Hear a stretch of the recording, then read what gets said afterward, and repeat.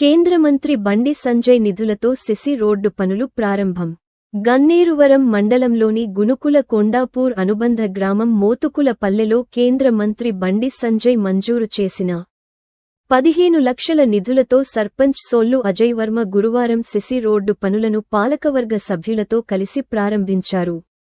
ఈ సందర్భంగా ఆయన మాట్లాడుతూ అడగగానే నిధులు మంజూరు చేసిన కేంద్ర మంత్రి బండి సంజయ్ కుమార్కు కృతజ్ఞతలు తెలిపారు.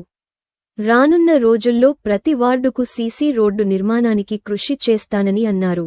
ఈ కార్యక్రమంలో ఉప సర్పంచ్ నేలపట్ల రమేష్, వార్డు సభ్యులు సుధగోని సాయి తేజ, నేలపట్ల పరశురాం, చొక్కల లక్ష్మయ్య, సోల్లు హరీష్, బూట్ల సంగీత, కొరివి నాగవ్వ, హనుమన్ల పద్మ, ఫీల్డ్ అసిస్టెంట్ హనుమాన్ల యాదగిరి, సిందే సత్తయ్య తదితరులు పాల్గొన్నారు.